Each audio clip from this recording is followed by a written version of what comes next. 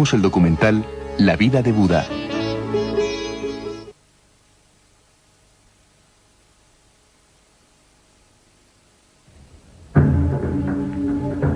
Más de 2500 años han pasado desde que el Buda Sakyamuni alcanzara el gran nirvana y desapareciera de la vista del mundo.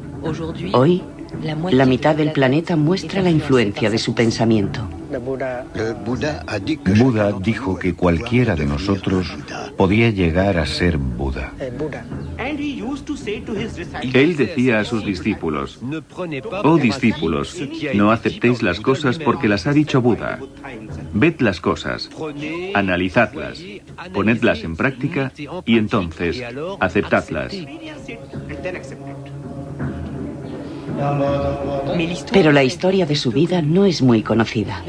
En realidad, Buda fue el primer y el mayor revolucionario, y su primer mensaje es que todos los hombres son iguales. Según las leyendas transmitidas por la tradición oral desde hace miles de años y los últimos descubrimientos arqueológicos, ¿quién era el hombre al que llamaron Buda?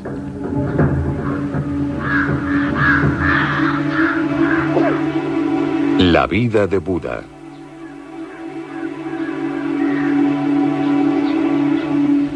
Nadie sabe cómo era su rostro, ni cuándo nació. Pero según los historiadores, el nacimiento de aquel al que iban a llamar el Buda se sitúa entre el 566 y el 430 a.C. Vino al mundo en Nepal, al pie de las estribaciones del Himalaya.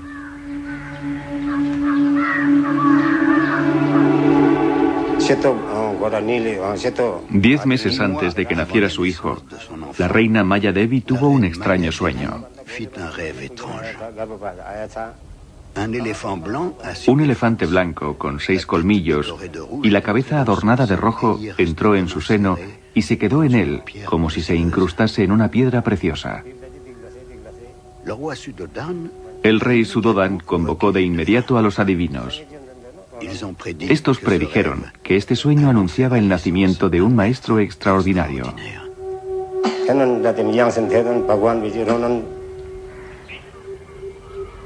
Según la tradición de su tribu, la tribu de los Sakya, la reina tenía que dar a luz a su primogénito en la casa de sus padres.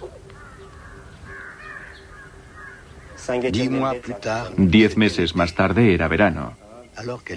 Maya Devi iba de camino junto con su séquito y se detuvo en el pueblo de Lumbini. Era una noche de luna llena. Hacía mucho calor. Cuando llegó aquí, vio un inmenso árbol de hermosas hojas. Decidió reposar. Y como hacía mucho calor, se fue a bañar a un estanque cercano.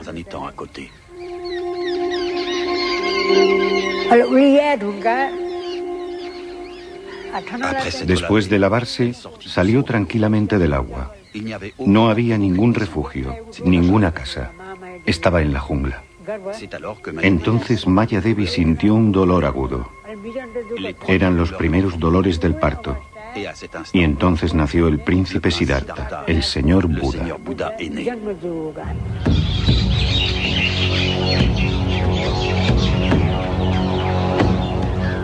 Conocemos Lumbini, el lugar en el que nació Buda, gracias al emperador Ashoka, el primer soberano budista del subcontinente indio que vivió en el siglo III a.C. Mandó erigir decenas de columnas para autentificar las huellas de Buda. En esta columna de Lumbini se encuentran los restos más antiguos de la escritura monumental de esta zona. Agana agacha mahi ite hida buddha jate sakyamuniti. Esta inscripción cuenta que en el 20º aniversario de su coronación, el emperador Ashoka en persona visitó este lugar porque el Buda Sakyamuni había nacido aquí. Es la única columna que menciona Lumbini Game, precisando que habían reducido los impuestos del pueblo de Lumbini porque Buda había nacido en él. Algunos arqueólogos han descifrado otra parte de la columna. Las inscripciones dicen que en el emplazamiento de Lumbini hay una piedra que marca el lugar exacto del nacimiento de Buda. Unas excavaciones recientes han permitido descubrir dicha piedra.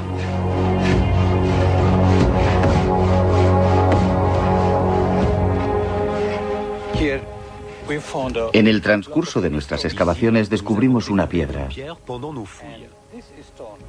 Y dicha piedra precisa el lugar exacto en donde nació Buda. La piedra está colocada encima de una plataforma de 7 capas de ladrillos. Y lo más interesante es que un peregrino chino vio esta piedra en el siglo III después de Cristo. Él dijo que una piedra indicaba el lugar exacto del nacimiento de Buda.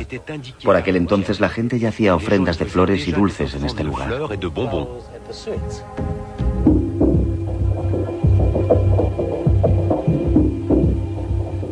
La familia del futuro Buda pertenecía a la tribu de los Sakya. En el valle de Katmandú, en el Nepal, todavía podemos encontrar una tribu budista que se llama los Sakya. Desde hace miles de años, la tradición oral ha transmitido la historia de Siddhartha de generación en generación. Hablan de su vida, pero hablan sobre todo del mito. Describen su vida como un camino predestinado, un camino difícil, pero lleno de prodigios y milagros.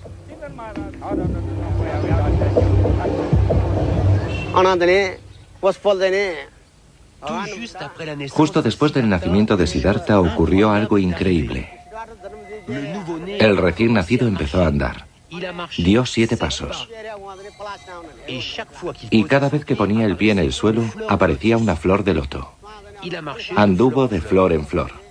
Las flores aparecían espontáneamente. 7 flores de loto.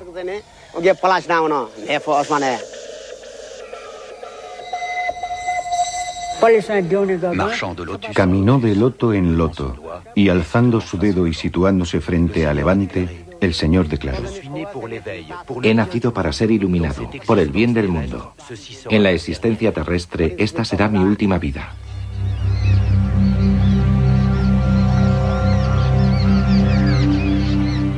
Tras el nacimiento de su hijo, la reina Maya Devi interrumpió su viaje. Volvió al palacio de su marido, el rey Suddhodan, y murió 7 días después del nacimiento del príncipe. Entonces, el niño fue confiado a su tía, la reina Gotama.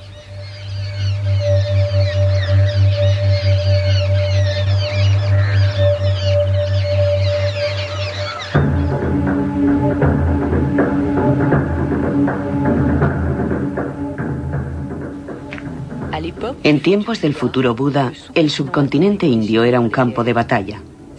16 grandes reinos en expansión se disputaban el control de numerosas tribus. El reino del padre de Siddhartha se llamaba Kapilavastu. Estaba situado al pie de las primeras estribaciones del Himalaya, en la actual frontera entre la India y el Nepal. No era un reino muy importante, por lo que solo aparece mencionado en los textos búdicos, unos textos que cuentan la vida de Buda y que se escribieron 2 o 3 siglos después de su muerte.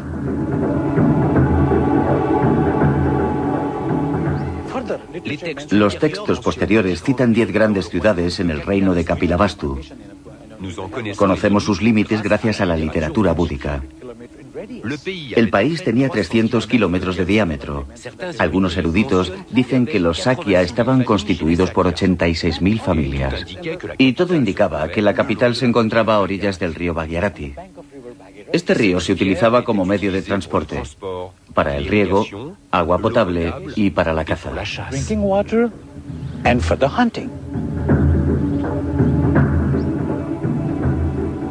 El palacio de Siddhartha ha despertado la imaginación de generaciones de escritores y arqueólogos. Pero ¿dónde se encontraba exactamente?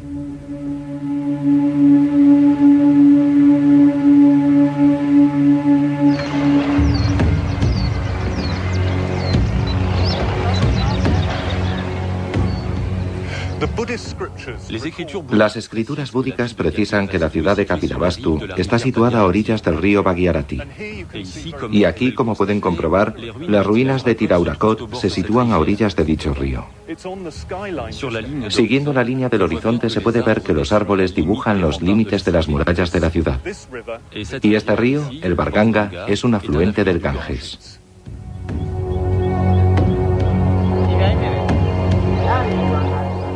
En el siglo V después de Cristo, un peregrino chino, Wen Zheng, buscaba las huellas de la vida de Buda y encontró en Tiraurakot las ruinas de una ciudad fortificada, a la que identificó como la ciudad mítica de Kapilavastu. Detalló con precisión su situación geográfica, a 27 kilómetros de Lumbini, el lugar en el que nació Siddhartha.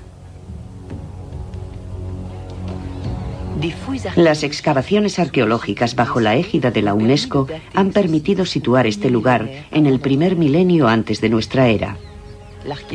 El arqueólogo Robin Cunningham ha dirigido recientemente dichas excavaciones.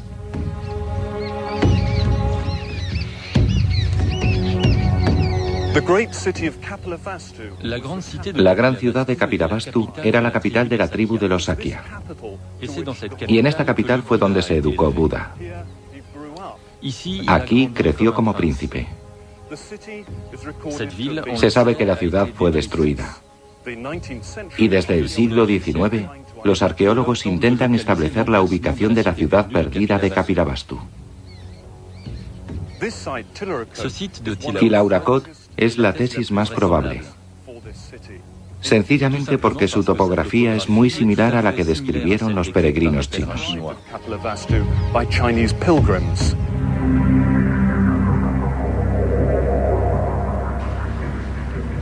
Los textos sagrados son la principal fuente para precisar la historia de Buda. Estas escrituras narran cómo, de regreso al palacio de su padre en Kapilavastu, el niño fue bautizado como Siddhartha Gautama.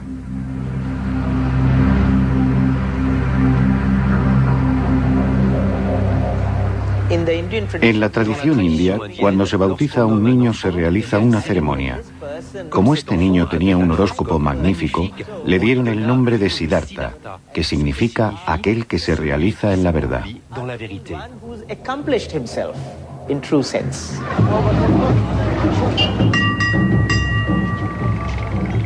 Enseguida, la noticia de que en el palacio de Kapilavastu había nacido un príncipe señalado se extendió por todo el país.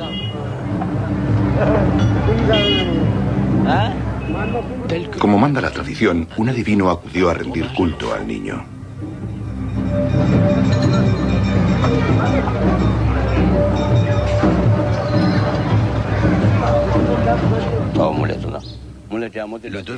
El adivino cogió al niño en sus rodillas y predijo: «Oh, este niño posee las 32 cualidades necesarias para alcanzar la sabiduría última. Tomará el camino de la iluminación».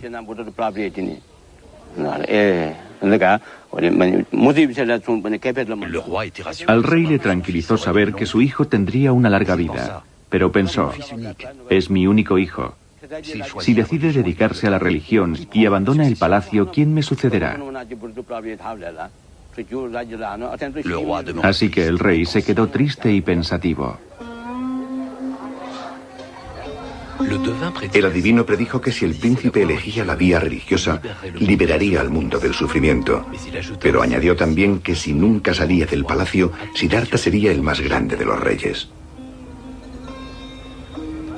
Enseguida, el rey desamparado tomó las medidas oportunas.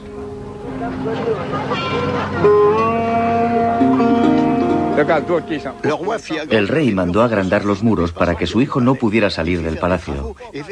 Mandó obras y comprobó que nadie pudiera pasar por encima de los muros. Uno lo consiguió, y después otro. Así que al final el rey mandó construir una muralla inmensa e inexpugnable. Una de las puertas necesitaba la fuerza de 16 hombres para abrirse.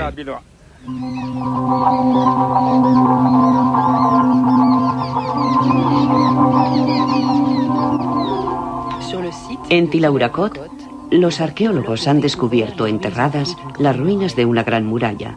Se trata de la única ciudad antigua fortificada de toda la zona.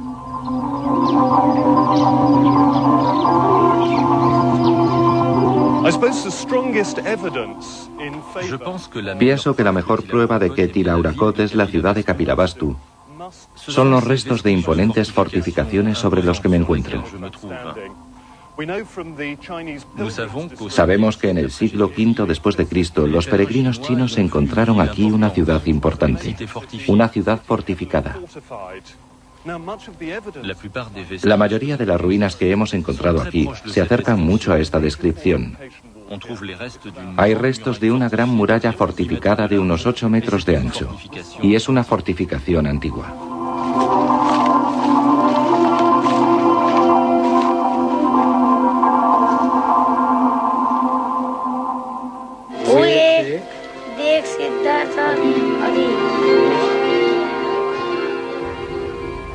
Cuenta la tradición que como consecuencia de las predicciones del adivino, el rey Suddhodan decidió proteger a su hijo Siddhartha de todas las desgracias del mundo, de modo que Siddhartha debió pasar una infancia despreocupada en un palacio maravilloso.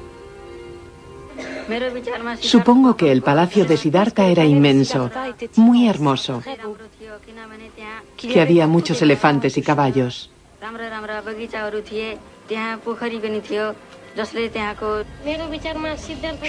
Yo creo que el palacio de Siddhartha tenía que ser magnífico. Los templos del palacio debían ser impresionantes.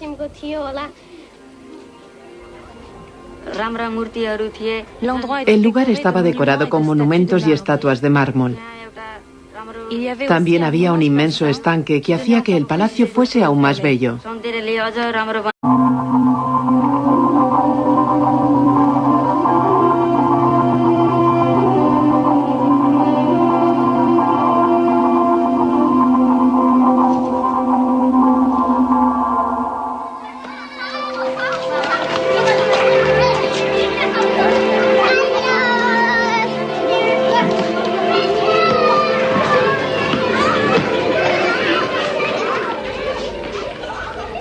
La existencia de la escritura en esta zona del mundo en aquella época no está probada. Sin embargo, muchos relatos cuentan que el joven Siddhartha sabía leer y escribir.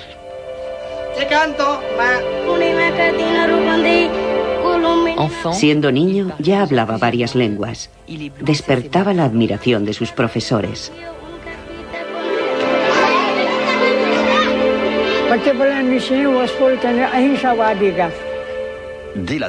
Desde su más tierna infancia, el señor era muy vivo e inteligente.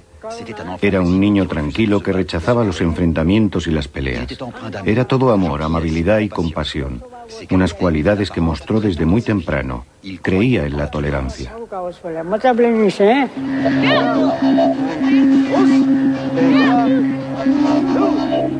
Sin embargo, la familia de Siddhartha pertenecía a la casta de los guerreros, por lo que en una época en la que las guerras y los saqueos eran muy frecuentes, es muy probable que recibiera la educación de un combatiente. Pero es cierto que su carácter y su talento contrastaba con el de sus camaradas e incluso provocaba sus celos. Las escrituras cuentan cómo Siddhartha sufrió el odio de su primo Devadatta. Un día, mientras jugaban, Devadatta disparó con su arco a un cisne. El cisne herido cayó delante del príncipe. Siddhartha se inclinó sobre el pobre cisne herido y se apiadó del animal. Otra acción de Devadatta. Siempre comete maldades. No debería haber hecho algo así. Voy a curar a este pobre cisne.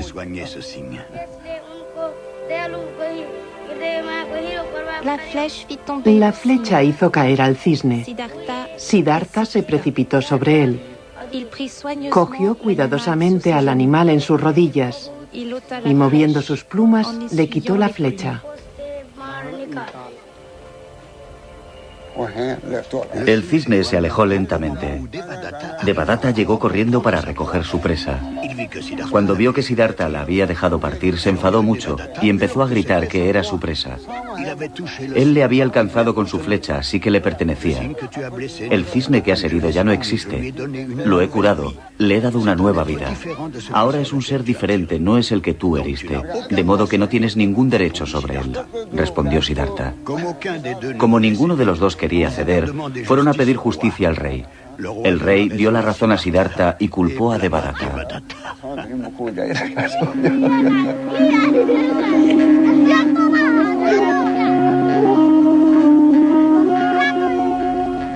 En este cuento simbólico del cisne se encuentra el germen del concepto de la no violencia.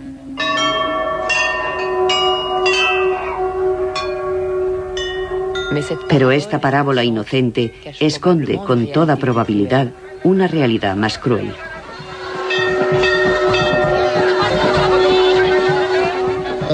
Cabe pensar que Siddhartha pudo haber sido testigo en su época de muchos sacrificios rituales cuya práctica era corriente.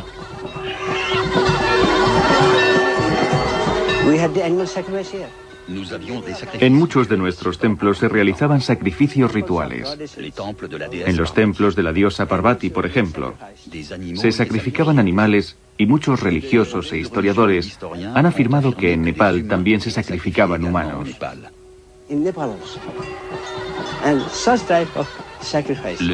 El señor Buda debió pensar que este tipo de sacrificios eran muy crueles.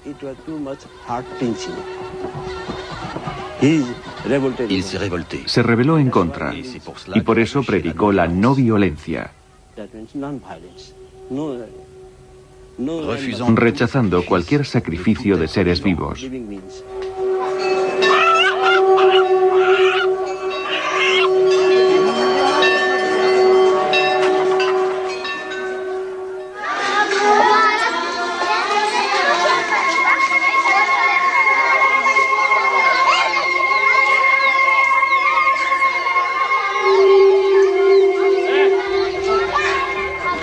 Cuando Siddhartha alcanzó los 16 años de edad, su padre pensó que había llegado el momento de casarlo.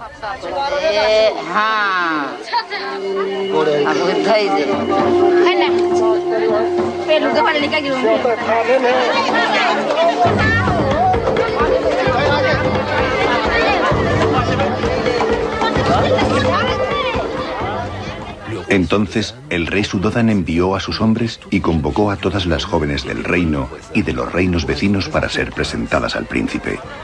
Prometió un regalo a cada una de ellas.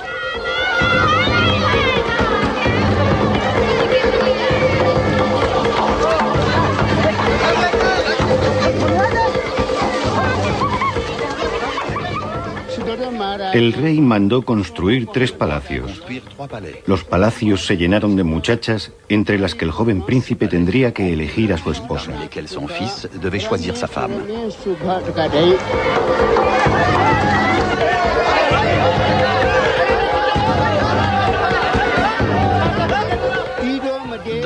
En cada palacio había 4000 jóvenes. Siddhartha dio un regalo a cada una, pero ninguna de ellas consiguió conquistarle.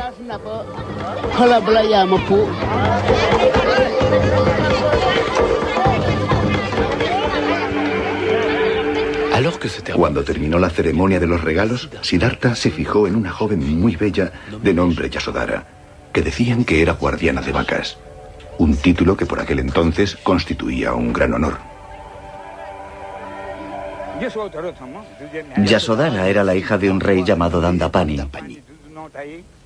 Yasodhara se dijo: yo ya tengo millones de joyas, no necesito más. Por eso no fue a buscar su regalo y al final de la ceremonia se marchaba tranquilamente. Siddhartha le dijo: ¿cómo no has venido a buscar tu regalo? Ahora ya no tengo nada que darte. Pero tengo mi collar de diamantes que tiene un valor incalculable. Te lo doy. Y se lo puso alrededor del cuello. Todos los que estaban presentes en el palacio exclamaron: decías que no te gustaban las chicas y le das tu collar de diamantes de incalculable valor. Eso significa que quieres casarte con ella. La quieres, por eso le has dado tu collar. Tú decías: no me gusta, no quiero casarme.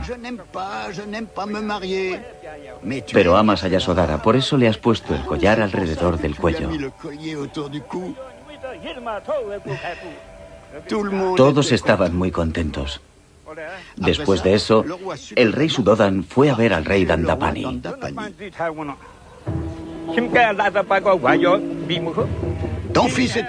Tu hijo es un inútil. No te doy a mi hija. Mi hija es sabia. Es una de las jóvenes más inteligentes del mundo. No como tu hijo, que se dedica a la meditación y no hace nada. Que hace regalos a los demás.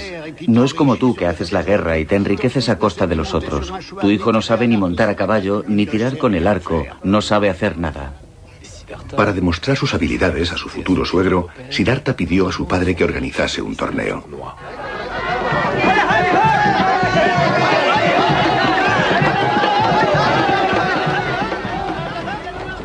El rey convocó a los mejores arqueros, a los mejores caballeros y a los sabios más grandes para que pusieran a prueba a Siddhartha.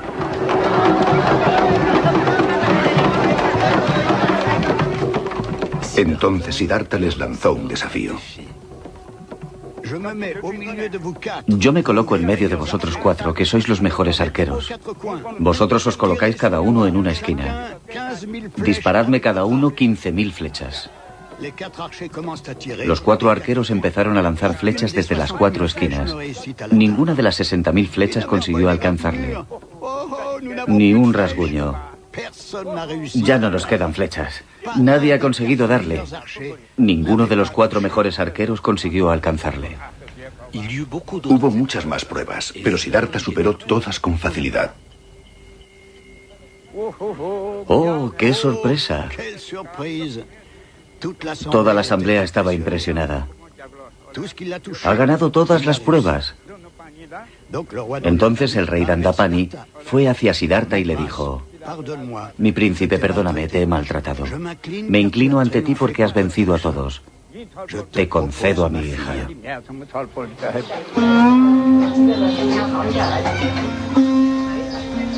¿Siddhartha se casó por amor? Las opiniones respecto a esta cuestión divergen.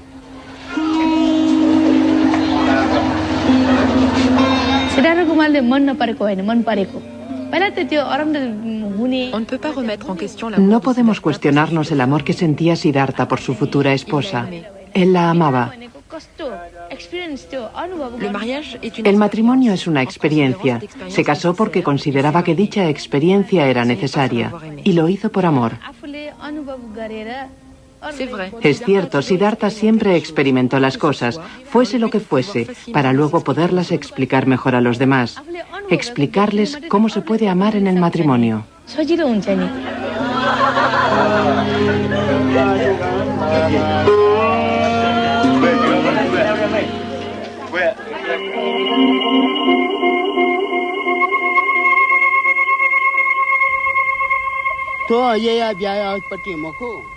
No fue un matrimonio por amor. El príncipe Siddhartha no tenía edad para ello. Pero le casaron contra su voluntad para que no abandonase el palacio. Cuando el príncipe era pequeño, decía que quería irse del palacio. Por eso, el rey lo casó pronto, porque de este modo no se marcharía del palacio. Estaría ocupado con su esposa.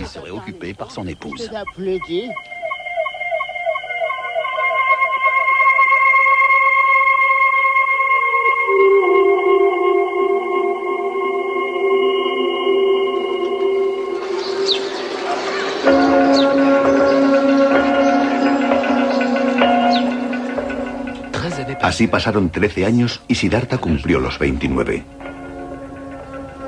Respetando las órdenes del rey, el príncipe nunca había salido del palacio. Vivía despreocupado, rodeado de placeres, pero esta existencia real no le satisfacía. Como se sentía prisionero, Siddhartha le pidió permiso a su padre para salir del recinto. Pese a las predicciones del adivino, el rey se lo concedió.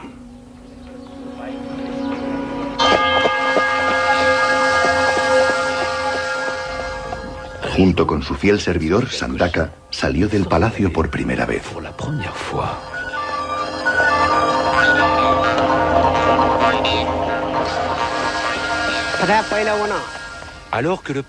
El príncipe emprendió el camino y de repente vio a un hombre enfermo, delgado, pálido, temblando, que murmuraba palabras de desesperación incoherentes. El príncipe vio que aquel hombre estaba entre la vida y la muerte. ¿Quién es este hombre?, preguntó el príncipe. Oh, es un hombre enfermo. La enfermedad ha acabado con sus fuerzas. Es un proceso normal. ¿A nosotros también nos puede afectar? No podemos afirmarlo con seguridad, pero él está enfermo y a nosotros también nos podría suceder. El príncipe, conmovido, le pidió que se marchasen.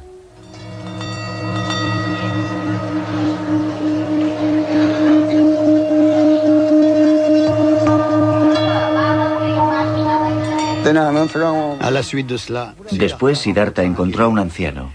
Casi no tenía dientes. Se tambaleaba y se aferraba a su bastón.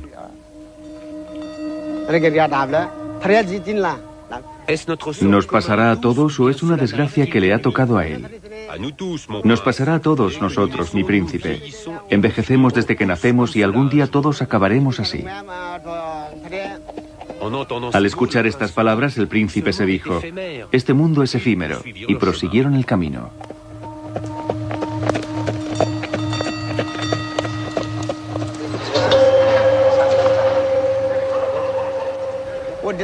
Más lejos, en el camino, vieron una procesión.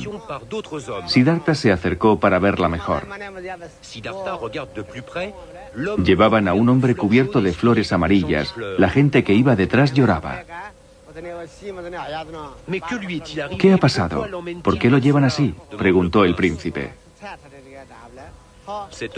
Está muerto. Ha perdido los sentidos y las cualidades de la vida. Ahora lo llevan al funeral.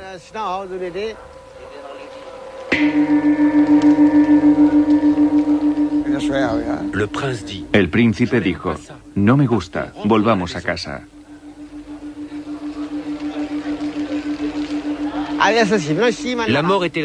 ¿La muerte le estaba reservada a este hombre o todos estamos sujetos a esta fatalidad?, preguntó el príncipe. Todos moriremos, no hay otra alternativa. La destrucción es inevitable desde el nacimiento, seas quien seas.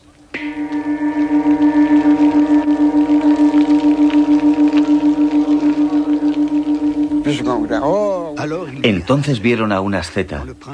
Cuando el príncipe vio a este monje que llevaba una túnica amarilla y una escudilla de mendigo en sus manos, de repente todo tuvo sentido. Decidió seguir la misma vida.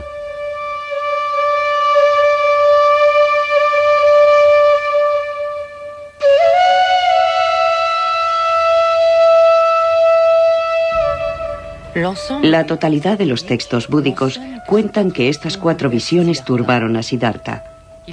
Tomó conciencia de la inmensidad del sufrimiento humano y de la futilidad de la existencia real. A partir de ese momento, no cesará en buscar una solución al dolor de la condición humana.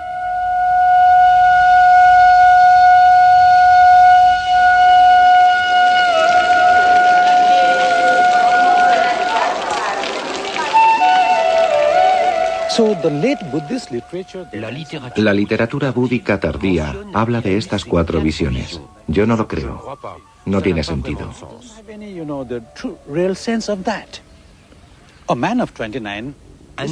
Un hombre de 29 años debería saber que envejecemos, que te puedes poner enfermo y que morimos. Mi idea personal es que, teniendo en cuenta el contexto económico y social, las tradiciones de esta época, el sistema político que era el feudalismo, las incesantes guerras entre clanes, entre reinos, ataques, saqueos, represalias. Pues bien, Siddhartha vio todo esto. Siddhartha ha vu cela. ¿Por qué hacen esto? ¿Por qué se matan por cosas materiales? Y si nos atenemos al contexto religioso, se realizaban sacrificios. De modo que son estas condiciones, sociales, económicas, políticas y religiosas, las que le provocaron el deseo de salir en busca de la verdad.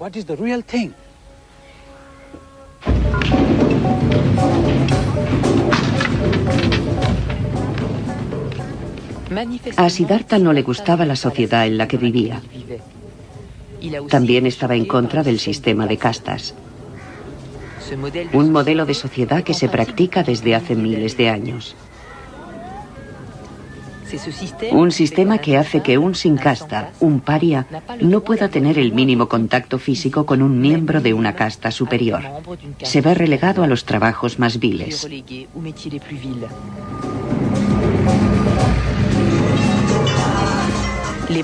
Los brahmanes, la casta superior de este sistema, son sacerdotes y astrólogos oficiales. Cuando un niño nace, predicen su destino, su trabajo y con quién se casará.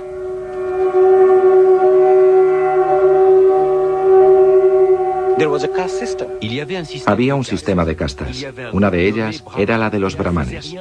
No hacían nada, pero tenían una vida maravillosa. Seguro que Siddhartha lo vio y se dijo: todas las lágrimas son saladas. La sangre siempre es roja. Entonces, ¿por qué unos son brahmanes y otros parias? Pensó que todos los hombres eran iguales.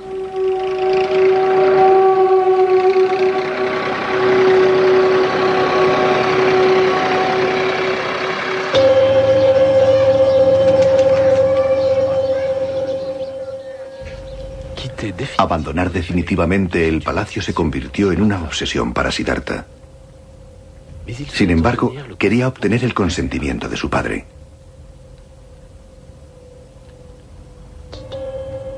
Una noche, el príncipe decidió hablar con él.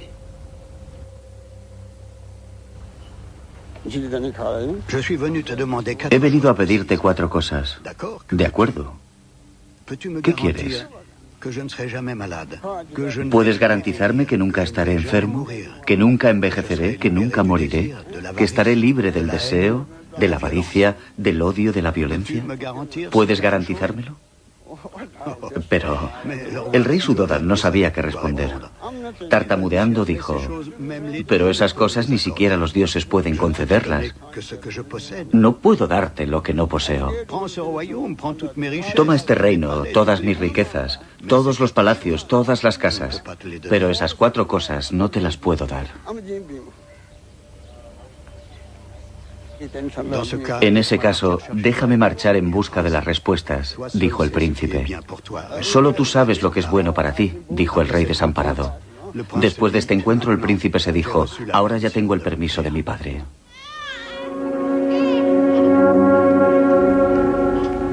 Un acontecimiento precipitó su decisión. Después de 13 años de matrimonio, Yasodhara dio un hijo a Siddhartha.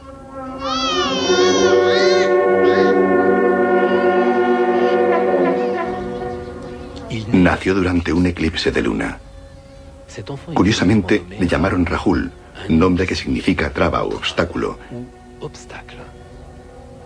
En el palacio hubo grandes celebraciones para festejar el nacimiento.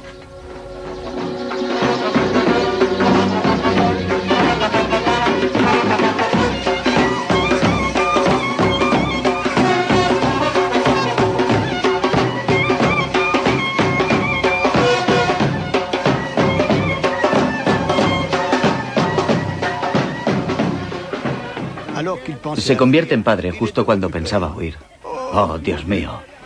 Como se llama Rahu, mi hijo tiene el poder de paralizar el sol y la luna. Mi hijo es un Rahu y ahora me retiene aquí. Su nombre era Rahu, por eso lo cambiaron a Rahul. No es bueno, Rahul no me dejará. Ahora no puedo seguir aquí.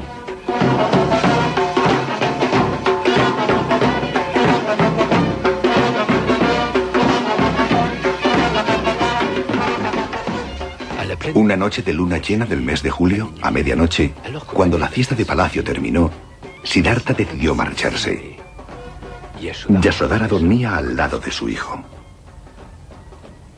Siddhartha abrió la puerta de la habitación para ver por última vez a su hijo Rahul. Se marchó con su fiel servidor Sandaka y con su caballo Kantak. Al alba llegaron al río que estaba en la frontera del reino de Kapilavastu. Allí se despidió de ellos.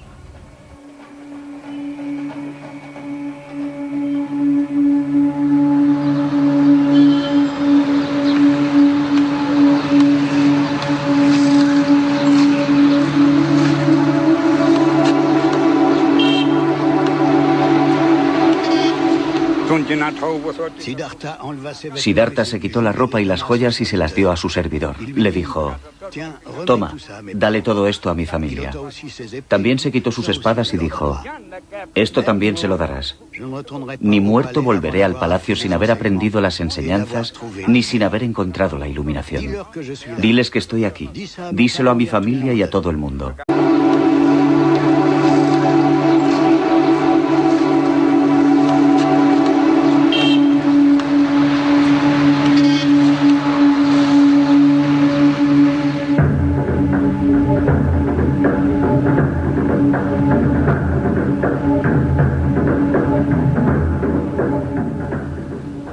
Después de abandonar el palacio de su padre, Siddhartha descendió el valle del Ganges.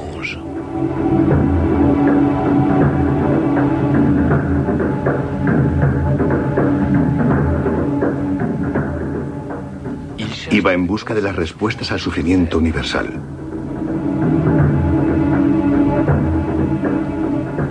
Quería descubrir un remedio para el dolor del nacimiento, para el malestar, para la enfermedad, para la vejez y para la muerte.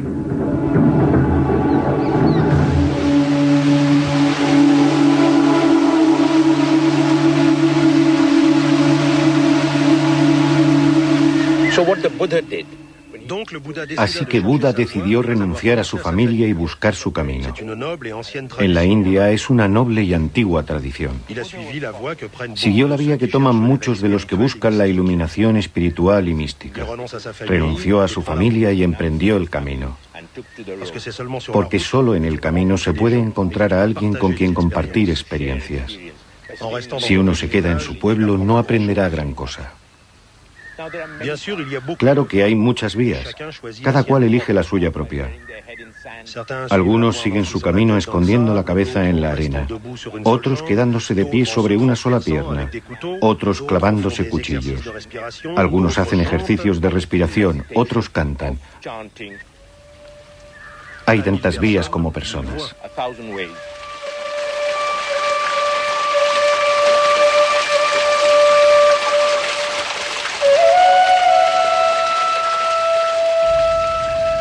Siddhartha fue en busca de un maestro religioso, un gurú, para ayudarle en su conquista espiritual.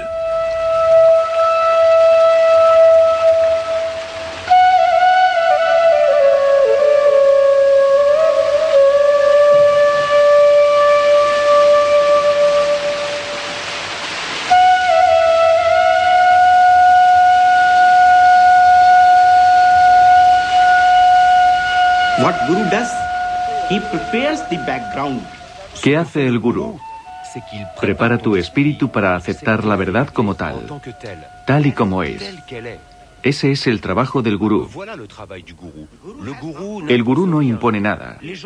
La gente no lo comprende. No lo ha comprendido. Lo que hace el gurú es abrir tu corazón a lo divino, a la verdad.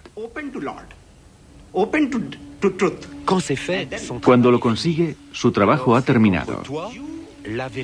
Así que todo ocurre entre tú, la verdad y lo divino, tú y no otro.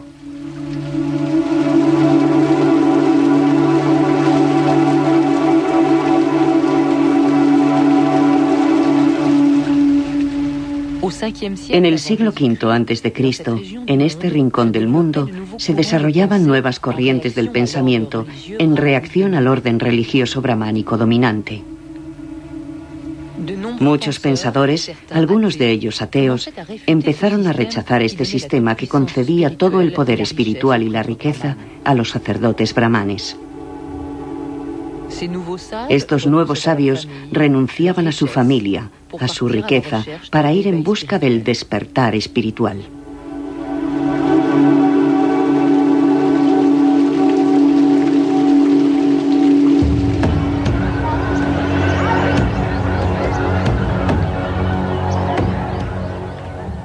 Después de dejar a su primer maestro, Siddhartha se dirigió más hacia el sur, a la ciudad fortificada de Rajir, la capital del poderoso reino de Magadha.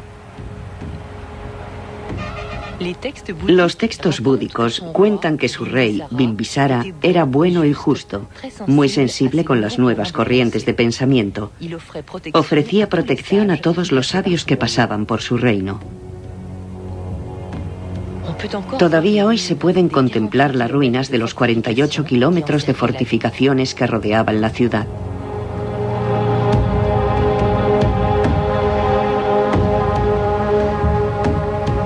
A Siddhartha le gustaba meditar en el pico del buitre.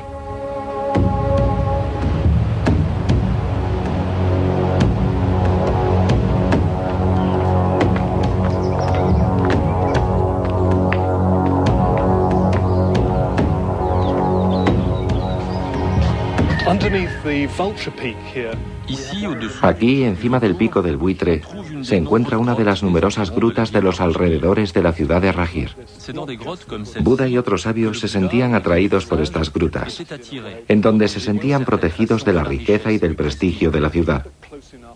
Pero al mismo tiempo estaban lo suficientemente cerca para poder recibir comida y donaciones. Y estas grutas todavía hoy desempeñan un importante papel para los peregrinos. Ustedes mismos pueden ver las hojas de oro que pegan los peregrinos del sureste de Asia. Para ellos estos lugares son muy importantes porque piensan que Buda vivió aquí realmente.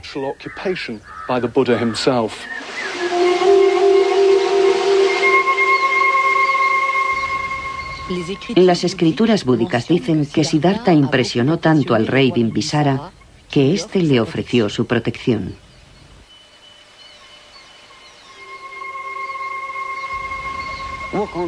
Por aquel entonces, Siddhartha erraba como una asceta por el reino del rey Bimbisara.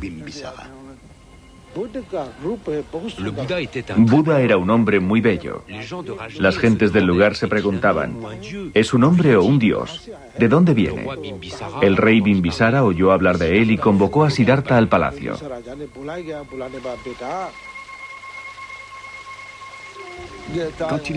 Cuando lo vio, el rey Bimbisara se quedó estupefacto.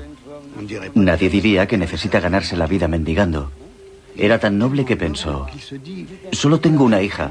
Sería maravilloso si pudiera convencer a este hombre para que se casase con ella.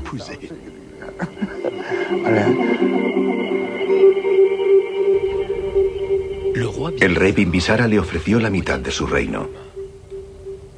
Siddhartha respondió, ¿por qué iba a aceptar ahora un reino si ya he renunciado al de mi padre?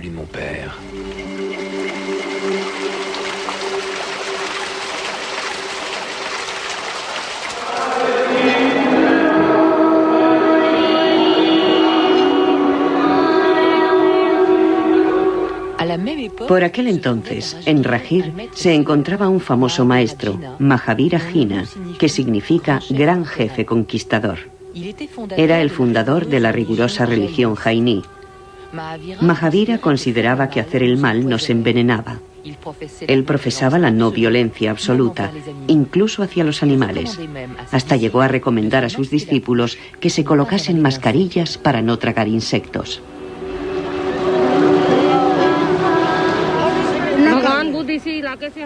Buda también provenía de esta región.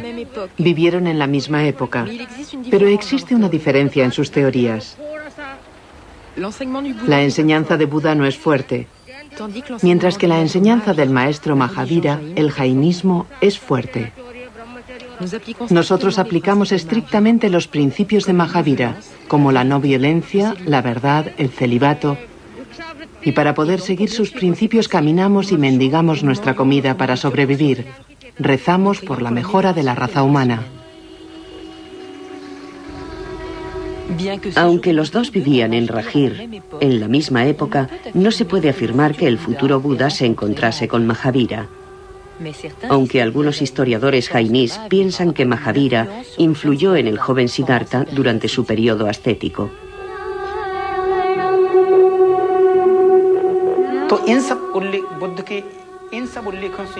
Al leer los relatos búdicos, está claro que recogerse el cabello, ir desnudo, mendigar y ayunar son puntos esenciales de la religión jainí. Por lo que podemos deducir que Buda abrazó en primer lugar la religión jainí.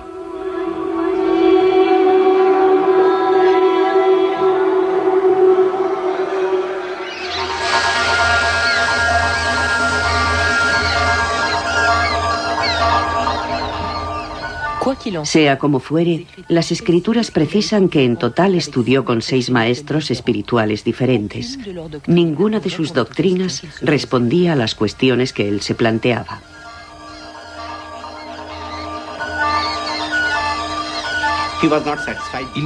No estaba satisfecho con sus gurús, y eso que él se había dirigido a muchos seres iluminados que le habían dicho que hiciera montones de cosas para realizarse espiritualmente. Él intentó hacerlo, pero no lo consiguió. Así que abandonó todo esto y se quedó solo, abriendo su corazón y su espíritu para descubrir la verdad por sí mismo.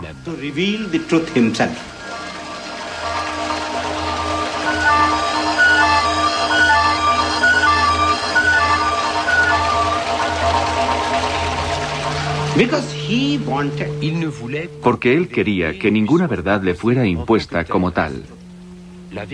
La verdad tiene que imponerse por sí misma. Así que lo abandonó todo. Tenía sed de lo divino, de ver la verdad o de ver la luz. Entonces se marchó a buscar el saber a Gaya.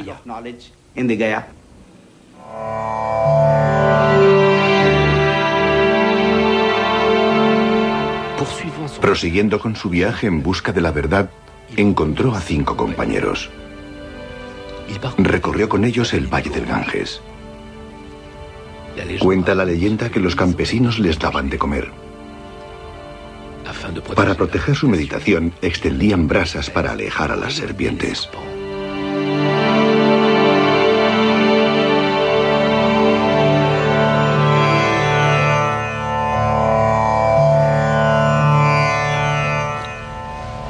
Llegaron a los alrededores de la ciudad de Gaya, un lugar de peregrinaje hindú dedicado al dios Vishnu, al que todo buen asceta debe visitar una vez en la vida. En la religión hindú, Gaya es uno de los lugares esenciales para mejorar el karma, es decir, el ciclo de las sucesivas reencarnaciones. En la literatura búdica no se hace ninguna referencia a este peregrinaje, pero sería de extrañar que Siddhartha no lo hubiera efectuado.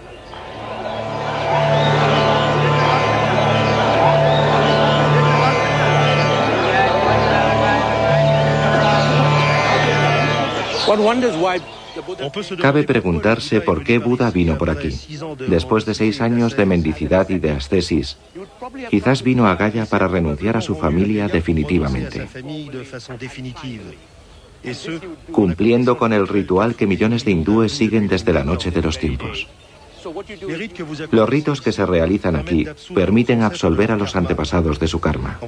Si te ocupas de tus antepasados, suben allá arriba, al paraíso. Entonces puedes avanzar porque ya no formas parte del ciclo de la vida y de la muerte.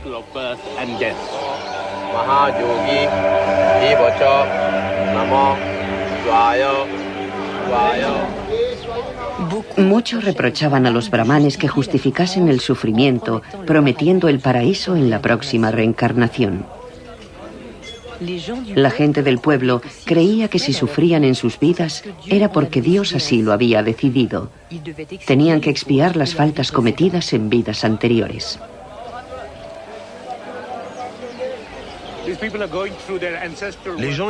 Aquí las gentes veneran a sus antepasados. Santifican el karma residual de sus antepasados para que no renazcan bajo la forma de gatos, de perros o de pájaros.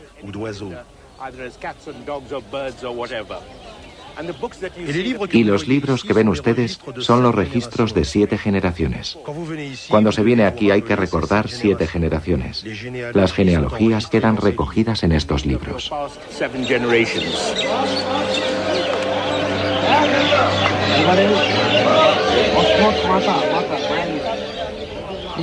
En la época de Siddhartha, los brahmanes ya controlaban el peregrinaje.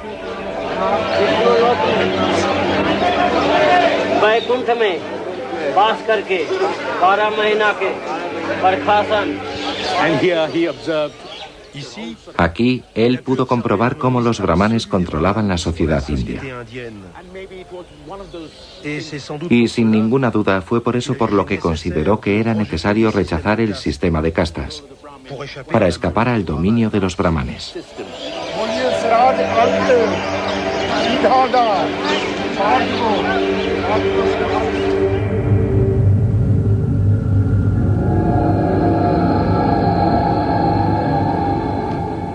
Las escrituras búdicas precisan que fue en esta época cuando abandonó todas las religiones tradicionales. En vez de buscar la salvación a través de Dios, decidió buscar su propia vía por sí mismo, en sí mismo. Inició un periodo intenso de meditación y mortificación.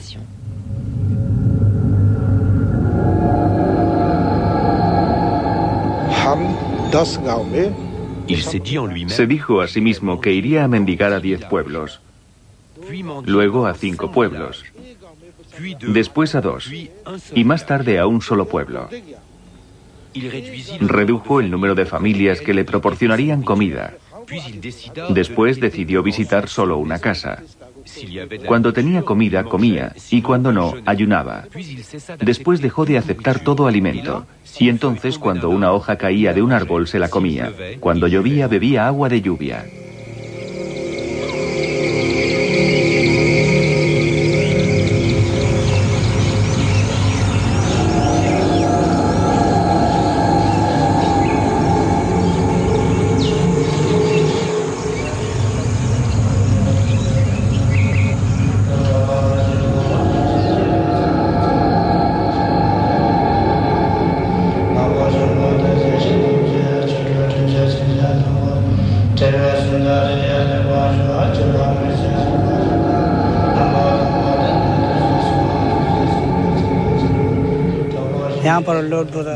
En esta gruta, Siddhartha meditó durante mucho tiempo sin beber ni comer o casi. Cada día bebía un vaso de agua y comía un pedazo de pan y un grano de arroz.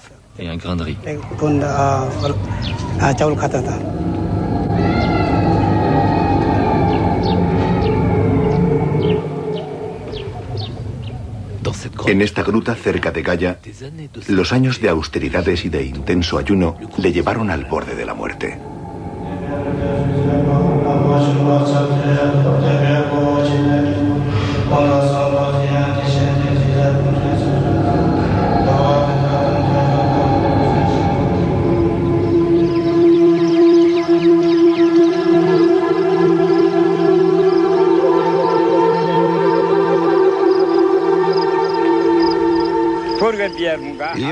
Había una joven que se llamaba Sujata. Poseía un toro y miles de vacas a las que tenía que ordeñar todos los días. Las llevaba a la pradera a pastar. Sujata procedía de una familia muy rica. Su futura boda planteaba muchos problemas a su familia. Llegó ante Siddhartha y viéndole esquelético, juntó las dos manos y se puso a rezar.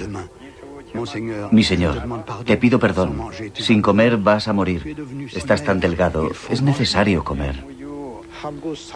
Ella le pidió que rezase para que pudiera encontrar un hombre bello y casarse con él. Si lo encontraba pronto, le traería un pastel de arroz en un plato de oro.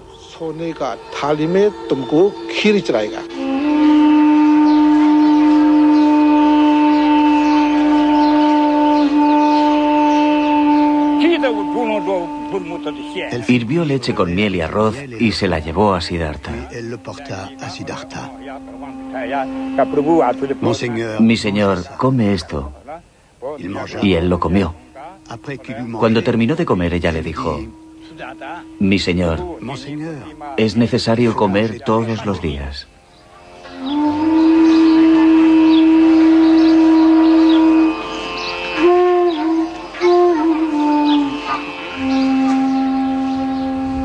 Después de comer, se dio cuenta de que el ayuno y el sufrimiento no eran los mejores medios para obtener la salvación, y dejó las privaciones.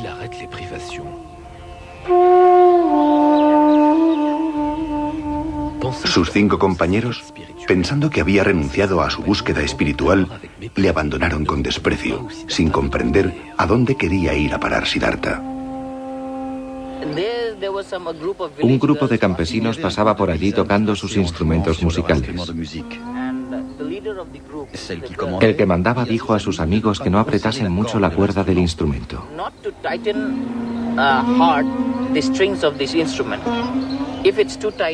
Si está demasiado tensa, se rompe. Y si está demasiado suelta, la música no es buena. Y Siddhartha tomó aquello como una enseñanza importante, la enseñanza de la vía del medio.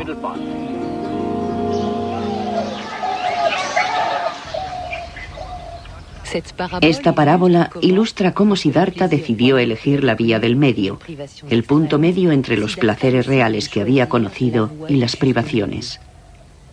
Uno de los fundamentos de la doctrina budista es rechazar los extremos.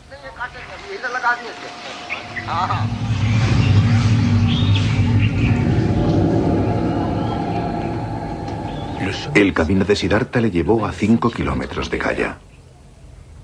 Allí se sentó bajo un árbol durante semanas para meditar. Utilizó la técnica de meditación que consiste en concentrarse únicamente en la respiración. Buscaba así la solución última al malestar, a lo que hace al hombre desdichado, a cualquier tipo de sufrimiento como el nacimiento, el alejamiento de los seres queridos, la frustración, la enfermedad, la vejez, la muerte.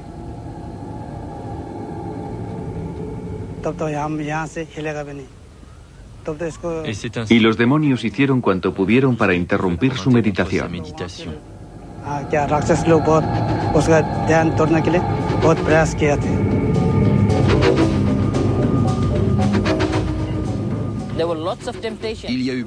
Tuvo muchas tentaciones. En los libros se las atribuyen a un demonio llamado Mara. Las tentaciones de Mara y de sus hijas. Mara intentó tentarle de múltiples formas, mostrándole visiones de jóvenes hermosas y todos los placeres de la vida. Pero Buda venció a las tentaciones, dándose cuenta de la futilidad de la lujuria.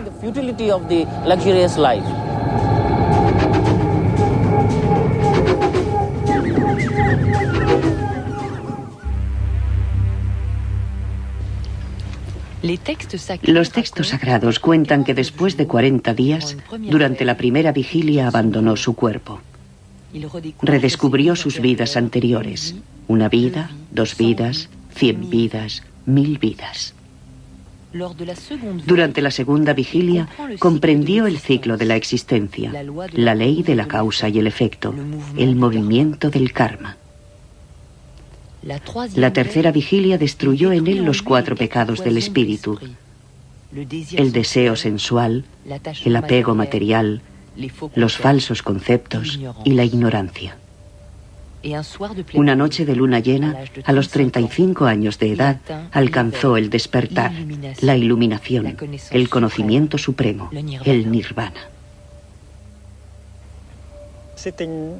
Encontró la solución sentado bajo el árbol Bodhi. Allí se liberó totalmente del sufrimiento.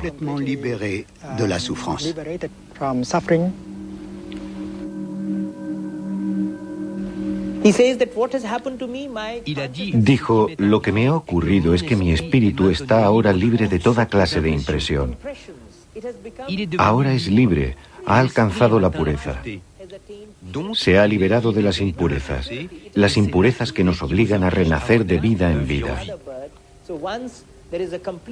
En cuanto hay un cese completo del deseo, un cese completo de lo que podríamos llamar la protección mental, cualquier persona se convierte en un iluminado. Cuando Buda se convirtió en Buda, alcanzó la iluminación. Es como una llama que se apaga. Cuando una llama se apaga, ¿a dónde va? No se sabe si va hacia arriba, hacia abajo, a la derecha o a la izquierda. Ya no está apagada. Pues la iluminación es como una llama que se apaga. Por eso le llamamos nirvana. Vana en pali significa deseo. Es como la extinción del deseo, como el cese completo del deseo, completo. ¿A dónde va la llama? Nadie lo sabe.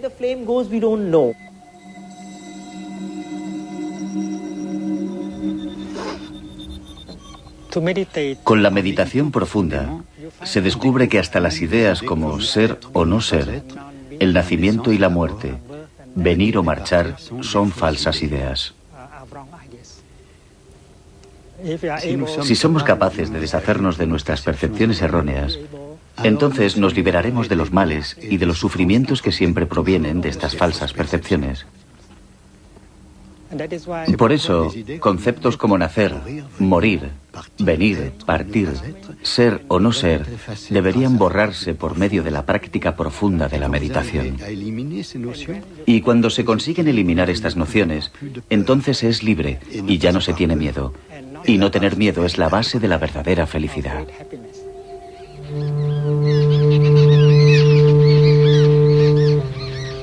Cuando Siddhartha Gautama por fin alcanzó las respuestas al sufrimiento universal, se convirtió en Buda, que significa el iluminado, el que tiene el conocimiento.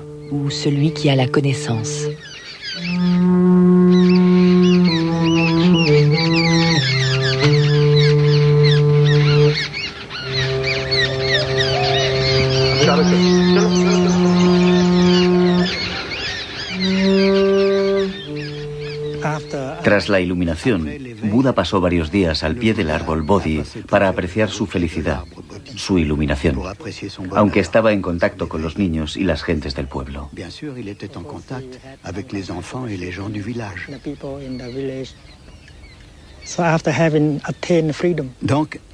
Después de conseguir la libertad y el bienestar, Buda quiso salir en busca de sus 5 compañeros para ayudarles a alcanzar lo que él ya había alcanzado. Et les aider à atteindre ce qu'il avait atteint.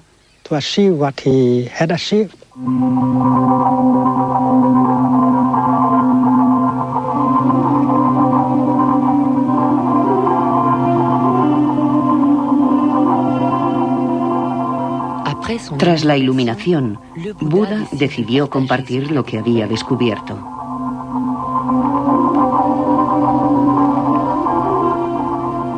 Y recorrió 300 kilómetros atravesando los ríos y los bosques.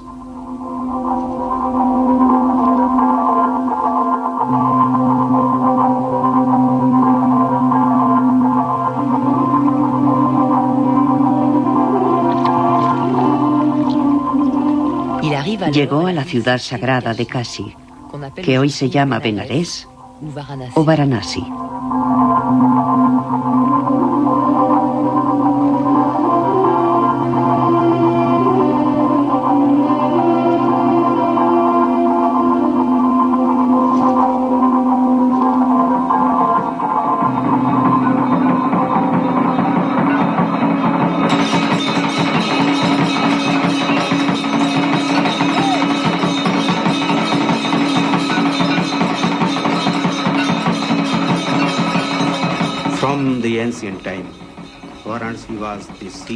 Desde tiempos antiguos, Benares es el centro del saber.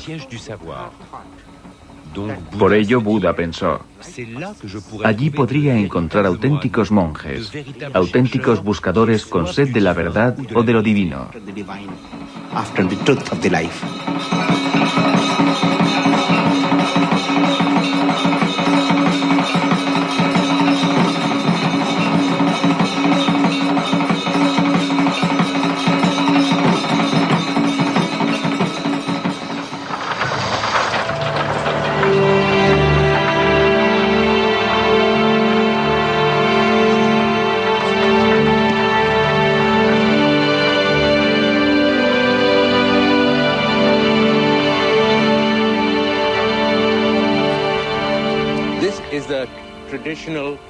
Esta es una ruta tradicional que los peregrinos hindúes toman cuando vienen a Benares. Es un peregrinaje esencial. Es conocido como el Pan Kosh, que significa la distancia de 10 millas. Los peregrinos de la antigüedad y los de hoy también van de un jardín sagrado a otro. Hay 14 paradas y en cada una de ellas hay pozos de aguas sagradas que tienen virtudes terapéuticas. Por eso la gente viene aquí y se encuentra con ascetas que comparten su filosofía, sus experiencias, hablan de los gurús que han conocido, de su yoga o de sus prácticas místicas.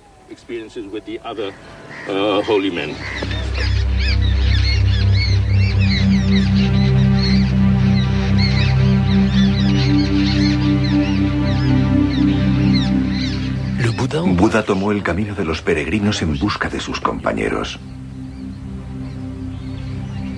Se dirigió al Parque de las Gacelas de Sarnath, a unos kilómetros de Benares.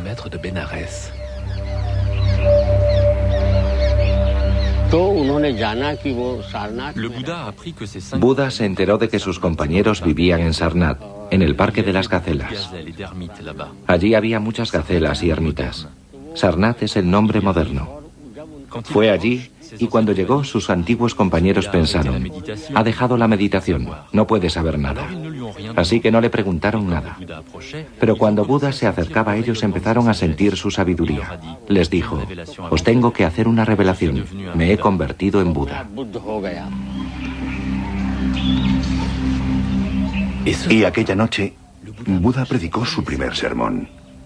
Enunció a sus compañeros las 4 verdades nobles que se convertirían en la base del budismo.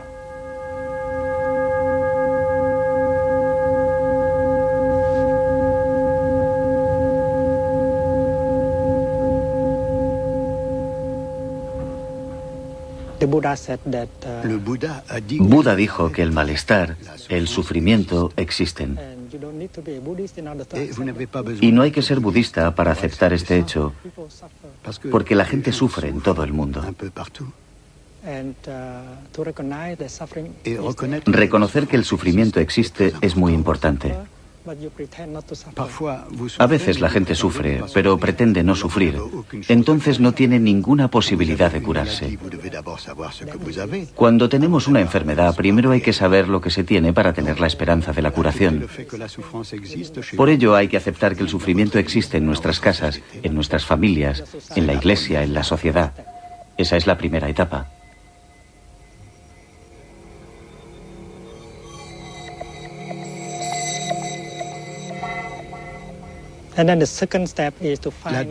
La segunda etapa es buscar la segunda verdad noble. ¿De dónde viene el sufrimiento? La raíz del sufrimiento. Buda dijo que si huimos, si escapamos del sufrimiento, no tendremos ninguna posibilidad de comprender su origen. Hay que tener el valor de contemplar el sufrimiento de frente y con profundidad para comprender mejor la naturaleza y la causa del sufrimiento. Esa es la segunda verdad noble. Es como el doctor. El doctor reconoce que hay enfermedad y que tiene que identificar la causa profunda de la enfermedad. Es la segunda verdad noble.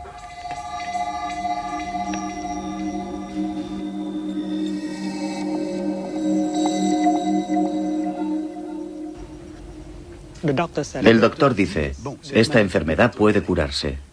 Es la confirmación de que el sufrimiento puede detenerse, transformarse. Es la tercera verdad.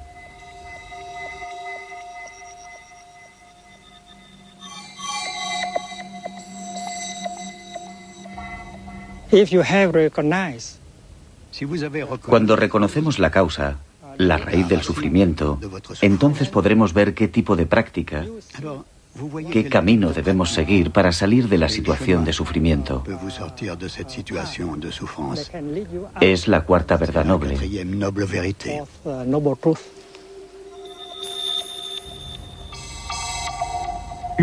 Buda propone seguir un camino que lleve al nirvana, compuesto por reglas sencillas y pragmáticas.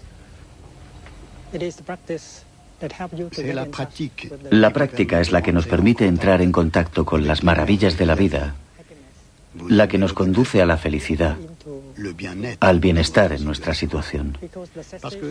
Porque el cese del sufrimiento significa el principio de la manifestación de felicidad. Tras el sermón de Sarnath, sus 5 compañeros quedaron maravillados y le pidieron a Buda que les aceptase como discípulos. Así es como surgió la primera comunidad monástica budista, la Sangha.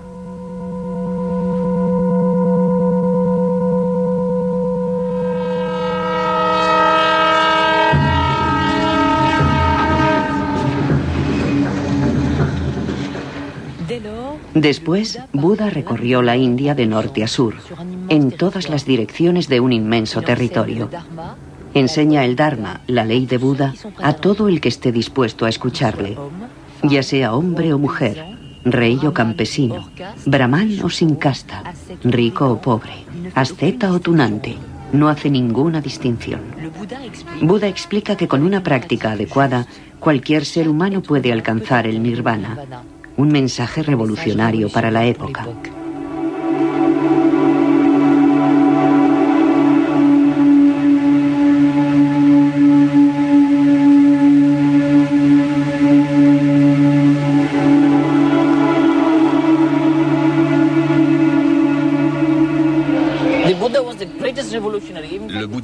De hecho, Buda fue el primer revolucionario, y el primer mensaje de su iluminación es que todos los hombres nacen iguales.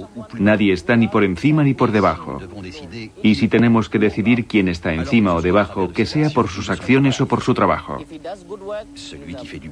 El que hace el bien es un hombre noble. El que hace el mal o es vulgar se considera como bajo. Ese es su concepto, ese es su mensaje. Las personas de aquella época que sufrían el sistema de castas querían un cambio social, que se les considerase a todos por igual.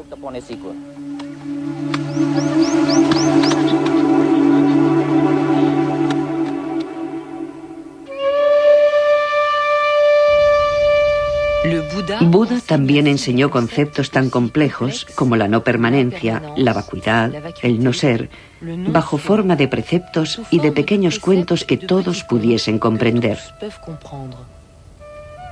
Su fiel discípulo Ananda los memorizó y los repitió. El pensamiento de Buda nos ha llegado por la tradición oral, ya que en aquella época la escritura estaba muy poco extendida. Utilizaba un lenguaje accesible a todos, al contrario que los brahmanes. Utilizaba el Pali, el lenguaje hablado, el lenguaje común. Su objetivo era comunicar directamente con la gente del pueblo. Quería hablar directamente con las clases más bajas de la sociedad.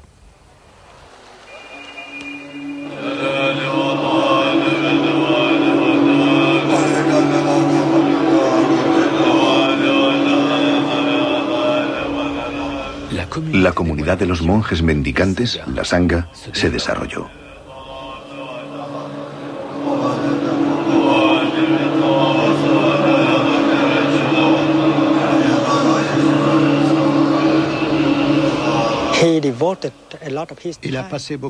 Tardó mucho tiempo en construir la Sangha. Para Buda, la Sangha era lo que un instrumento es para un músico. Sin un instrumento no se puede tocar música. Por eso se puede considerar a la Sangha como la obra maestra de Buda, ya que una buena Sangha tiene el poder maravilloso de ser el refugio para curar y transformar a muchas personas.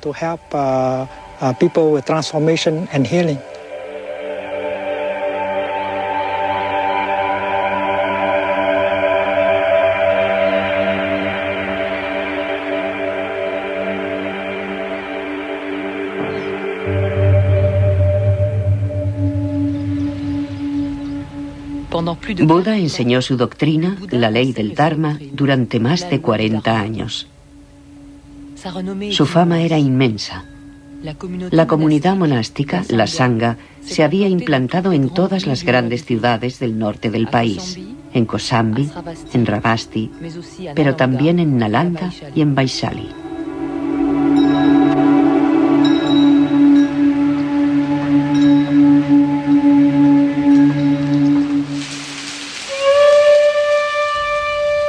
A los 80 años, durante la retirada de la estación de las lluvias, en la ciudad de Vaishali, Buda cayó enfermo.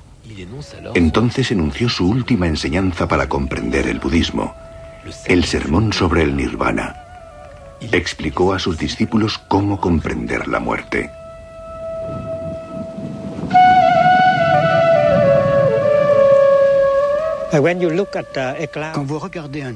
Cuando ven una nube, ustedes piensan, esa nube existe. Más tarde, cuando la nube se transforma en lluvia, ya no ven la nube y dicen, ya no está la nube. Y ustedes descubren la nube como inexistente. Pero si miran bien, pueden ver la nube en la lluvia. Y así es como una nube no puede morir. La nube se convierte en lluvia, nieve o hielo, pero la nube no se convierte en nada. Y de este modo la noción de muerte no puede aplicarse a la realidad. Se produce una transformación. Hay una continuación. No pueden decir que haya muerte, porque en su espíritu la muerte significa que de repente, a partir de algo, ustedes se convierten en nada. De repente, de alguien, ustedes se convierten en nadie. Y por eso la noción de muerte no se aplica a la realidad, ya sea en el caso de una nube o de una persona.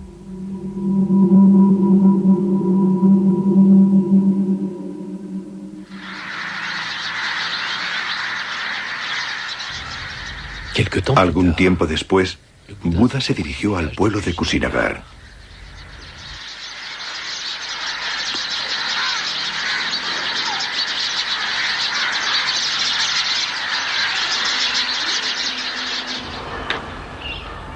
Aquella noche, Buda sufrió violentos dolores de tripa. Sintió que la muerte se aproximaba.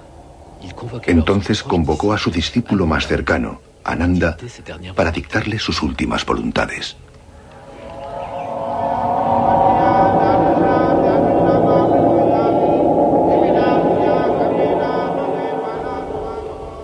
Ananda le preguntó: «Oh Señor, ¿qué deberemos venerar?»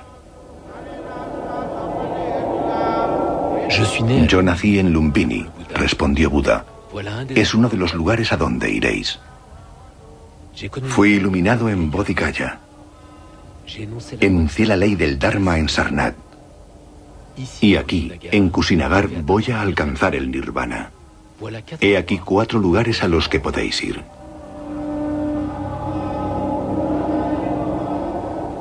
Y después dijo sus últimas palabras: «La degradación y la muerte son inherentes a todos los seres, pero cada cual puede obtener el derecho a evadirse de ellas. No dejéis de luchar». Buda murió una noche de luna llena y alcanzó el Mahapara Nirvana.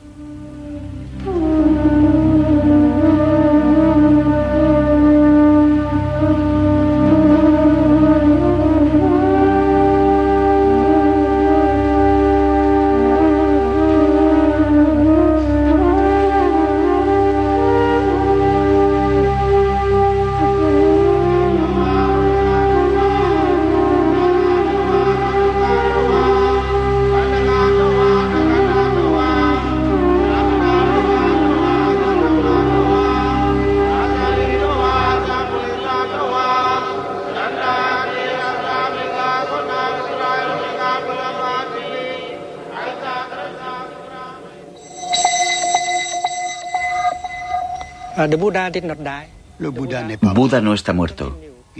Sigue con nosotros a través de la Sangha y la ley del Dharma. Buda está presente aquí y ahora. Cada uno de nosotros puede convertirse en Buda. Es lo que dijo Buda, ya seas hombre o mujer, negro o blanco, marrón o rojo, todos podemos alcanzar la iluminación.